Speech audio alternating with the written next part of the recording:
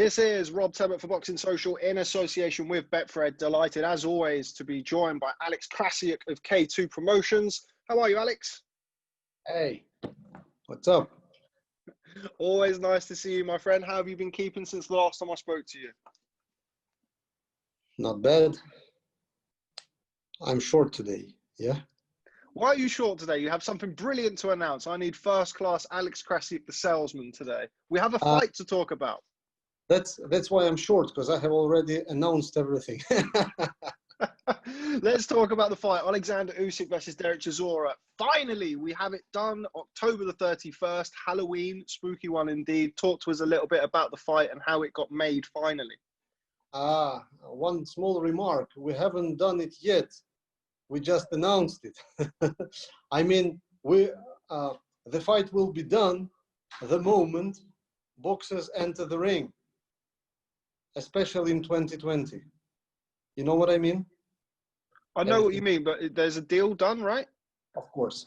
The deal is done. So the fight has been confirmed for October the 31st. Obviously, the legislation that we had in the UK regarding COVID means that there's not going to be any fans in attendance. How difficult was it to get it over the line without any fans? You know, dealing with Eddie is not really difficult. So everything was on the table, easy. We do realize how difficult it is to manage things in 2020. And this fall, it came down to some new pandemic. The fight should take place. There's no other opportunity for Usyk-Chisora rather than October 21st in these difficult conditions. Or we can wait until pandemic is over. Have you got the date? October the 31st, or is it? Right. Yeah. I was listening, Alex. I was just going to wait for you to finish before I corrected you. Correct. Obviously, we've spoken before in this pandemic, and I've spoken to Eddie. I'm due to catch up with Eddie very shortly about, you know, having to be reasonable and realistic. Talk to me, if you can, about what changes were needed to make to ensure that this fight could happen without a live gate, because we've obviously heard from Eddie, we've heard from everybody about how significant not having a live gate is to these big fights, these pay-per-view fights. How big of an obstacle was that, and what did you have to do to make it happen? To cut. Benefit, I mean, income is cut, outcome is cut. It's very easy. If you want something to happen, I mean, the fight like that to take place, you have to be reasonable. It is what it is. The reality is that the money that is in the fight is not the kind of money that would be with fans in attendance. So we agreed on everything. Now, whenever I've spoken to you, obviously you've made no secret, and Usyk has made no secret of his willingness to get into the ring and fight. Does this just reinforce that? Did he have any questions or any queries about taking a less money, as you said? Yeah, he had many questions. Well, he had one question, but he asked it for many times. When is my fight? That was his only question. It sounds like the only thing that he would say. Talk to me about the fight itself. Now the fight has been done, and we're not talking about if it, will it, won't it. How difficult a fight is this for Alexander Usyk? His first real live opponent as a professional heavyweight. Correct. I think my personal feeling is that this fight will not be an easy one. Maybe the most difficult one for him. I tell you why. Chisora has nothing to lose. You agree? He's not a young. He's not a young kid.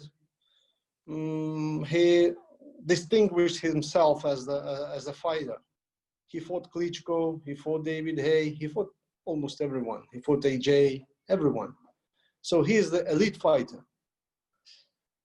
If he loses, nothing serious comes into his life.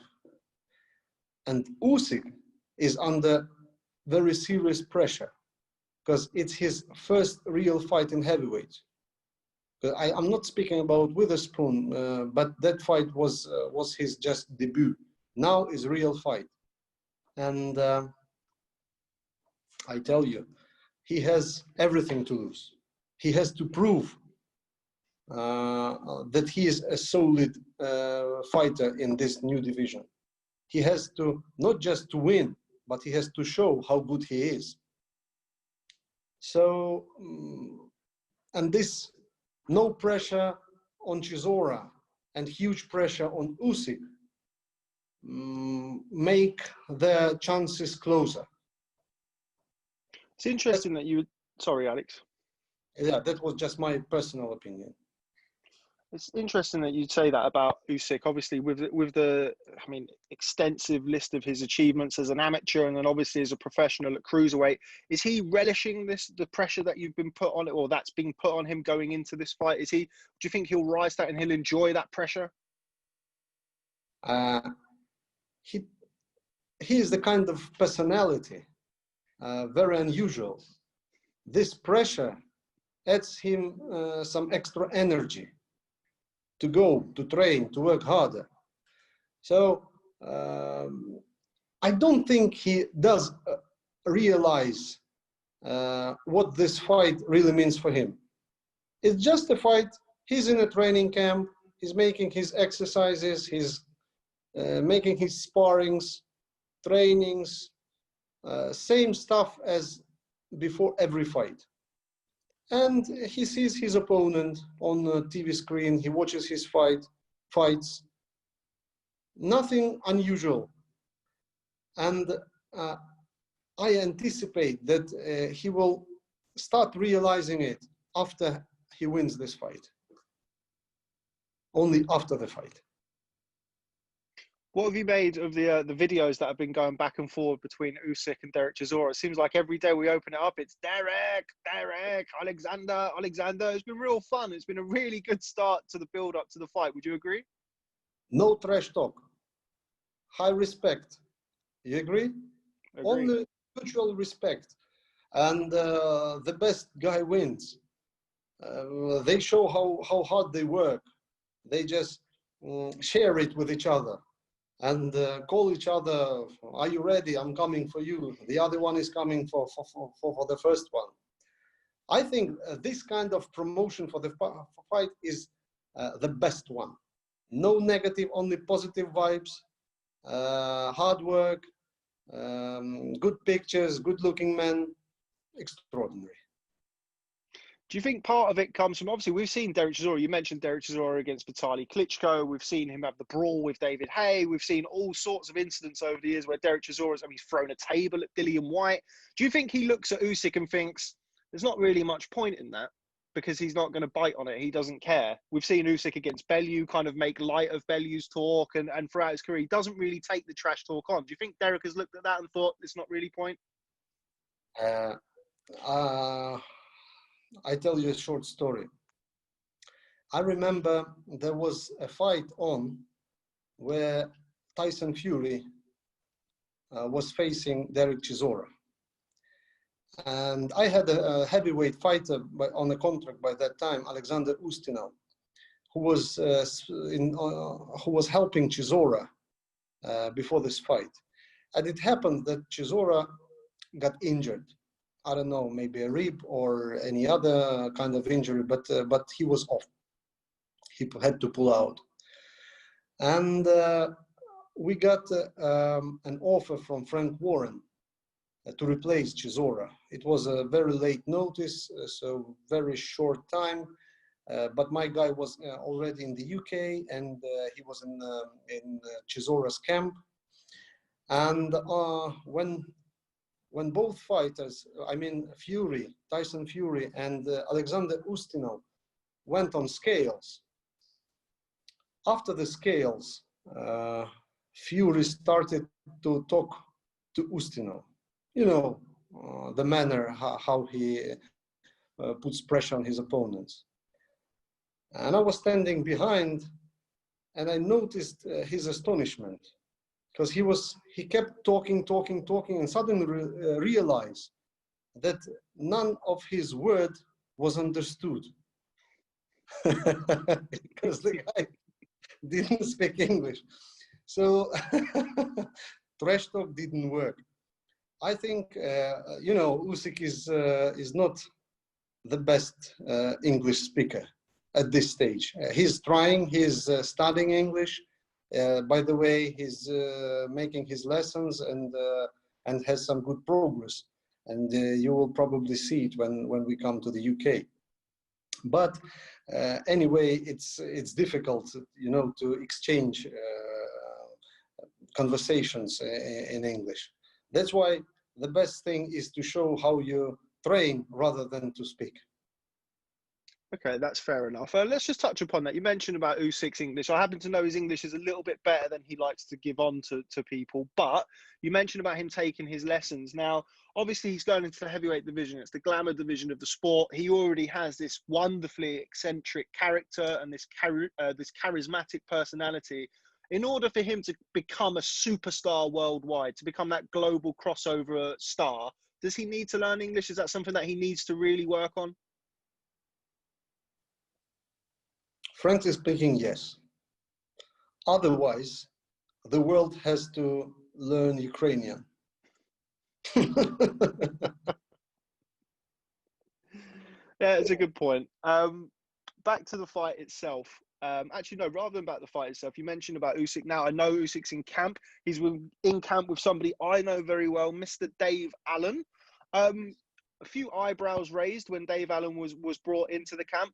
Obviously, I'm assuming that you don't have a say in the kind of the sparring partners and what have you, but what kind of work do you expect Dave Allen to be given Usyk in camp? That was his team decision. I mean, they are taking care of all the sports issues, including sparring partners. Before I answer this question, I would probably go to the sparring and see. Okay. Only after sparring I can tell you the answer. Well, Dave is the co-host of our podcast, so I'm looking forward to hearing what he says about being in the ring with Usyk. I think he said to me words to the effect that on the first day of sparring, Usyk was a gentleman and he just kind of had a look at everybody, but he said that he moved like a middleweight and you couldn't get anywhere near him. I think that's what Dave said. Right, Alex, moving on. The WBO mandatory situation. What can you tell me about the WBO title at the minute? Nothing changed much. Usyk is still the mandatory for WBO, and he will, unless he loses this position, he will stay the mandatory until the fight with the champion takes place. Now, obviously, the talk has been about AJ Fury, undisputed titles. You are adamant, and we've spoken about this, and forgive me for going over old ground, but as I mentioned, I'm about to speak to Eddie, so it's good to get this in. You're adamant that as long as Usyk comes past Chisora, his next fight must be 100% for the WBO heavyweight title. Correct. And there's no room for negotiation. Usyk doesn't want to hear money, talk about step aside money. That's the fight. I think that Supreme Lord, has his extraordinary plans for all of us, including boxing. And we can only talk and discuss the opportunities. But the real way the things go is unpredictable. Anything may happen. Fury may lose to Wilder. Correct? Mm-hmm. AJ may lose to Pulev. Right? Mm-hmm. Both can get injured. Usyk can lose, by the way. Anything may happen. So I would prefer to wait until Usyk fights Chisora, then Pulev fights AJ, then Fury fights Wilder, and only after we will be able to make the decision. But the position is that Usyk has to face the contender or the champion. It depends. If the champion doesn't want to face the official challenger, he has to vacate the title. And that's what you're, sorry, and that's what you'll be pushing for if Fury beats Wilder, if Joshua beats Pulev, if Usyk beats Chisora, you're pushing 100% for the next fight to be for the world title. Absolutely. What do you make of Tyson Fury's recent comments? Tyson Fury's recent comments, I think he advised AJ to vacate the WBO title because he said Usyk will beat him if he doesn't. What do you think to that? He wants to fight AJ. This is the fight. It can be the fight, the fight of a century, of millennium for especially for United Kingdom. You can hardly remember that kind of fight in the history, especially when there's a possibility to fight for the undisputed heavyweight championship, which never happened before, between two British boxers. That is very, very, very strong, but a lot of obstacles. Normally, when you are a promoter, mandatories are the pain in the ass. That's true, because you want to make some fights, some big fights with big names, but then you suddenly realize that there's a mandatory, especially sometimes it happens when there's no name mandatory and you have to face him before you make your plan. But otherwise, this fight will not be that big. So you cannot anticipate, you cannot foresee the future. You can only plan the scenarios. And we have so many options for the future. I mean, scenario possibilities for the future. This may, one man can lose, the other one man can win, and blah blah blah. And we don't know about the pandemic, how serious it will be in the future, and would that fight take place without spectators in attendance? Would they generate the money they aim to generate? Then the conflict between the streaming platforms, I mean the television. One has ESPN, the other one has DAZN and Sky Sport. So it's very, very, very complicated. But something will definitely happen. Let's see what it will be. Okay, well, before I let you go, Alex, do appreciate your time today. I'm sure you're very busy following today's announcement. Just grab your opinion on a fight a few weeks ago in the UK, Dillian Whyte versus Alexander Povetkin. Stunning knockout victory for Alexander Povetkin. What did you make of the fight, Alex? Money. I made money on the fight because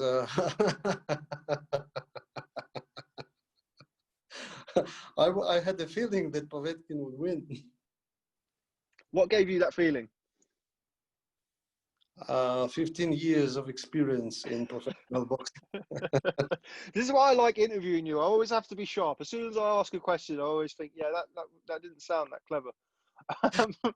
Did you see it coming? Well, obviously, I mean, you picked Povetkin before the fight, but Dillian Whyte scored two knockdowns in the 4th round. Were you surprised with the way that the fight ended in the 5th round, given the way the fight had gone to that point? Listen, Povetkin is the Olympic champion. He is the Olympic. Well, he is not young. Dillian Whyte didn't have much amateur background, right? This is the difference. And this difference makes the result. Dillian is very strong. He was a sparring partner for Vladimir Klitschko, so I saw him many times in the camp. He's very strong. He has cool mind. He knows how to box. He has a punch. But the footwork and the boxing intellect comes from amateur boxing. And my prediction stays again with Povetkin. It can be an easier fight for him. I mean the sequel, the second fight. Let's just Now, talk about that. What do yeah, you make of it coming back so quickly, Alex? sorry? The quick turnaround between the first fight and the second fight, because it's a very, very immediate rematch, less than 3 months. Very extraordinary situation, but it's very cool. I remember Eddie was interviewed after the fight, and Dillian came up to him and said, listen, I want the rematch. Okay, no problem. Get it in 3 months, less than 3 months. This is an interesting fight. People want to see it. I think if Dillian wins, fight number 3 can also be valuable. What do you think? Yeah, I mean, I think certainly people want to see it after the first fight. I think I was surprised at the quick turnaround when you consider how heavy the knockout was. That's my opinion. You mean? Oh no, I don't think so. No. No, it was an uppercut. So he was down, but then he was on his on feet. So I don't think it's a matter of his health. Not He's even much. necessarily about that, but like going away and potentially trying to correct some of the mistakes that he'd made in the fight that led to the knockout. Yeah, but Povetkin didn't show his real potential. I'm not like a big fan of Povetkin. Neither I am a fan of Dillian Whyte. I try to analyze them like a man with who is in boxing for some time. Both of them have good parts and bad parts. I mean, advantages and disadvantages. But Povetkin is much stronger. He was always underestimated. He's much stronger than many people think he is. Here, his mental strength is very experienced. He fought top fighters. And same with Dillian. He's also mentally strong. And conditions, I mean physical conditions, both of them come on more or less the same level. When you have the size of their bodies is more or less the same. Okay, Dillian is a bit heavier, but anthropometry is equal almost. I mean, the weight is different, but the reach, their height is almost the same, right? So if there's no much difference in these parameters, then something then one factor should come that would make the difference. And here comes the experience. I think that's why I would say Povetkin has more chances to win in the second fight.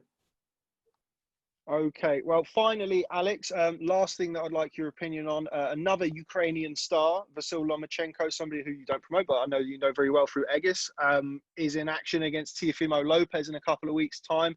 Great fight for, well, sort of the undisputed lightweight title, depending on how you look at the situation. What do you make of that fight? I think this should be the biggest challenge for Lomachenko. It shouldn't be a challenge inside the ring, but all this trash talks is something that he never faced before. Normally, his psychology is in a high level, but you never know how it would work this time.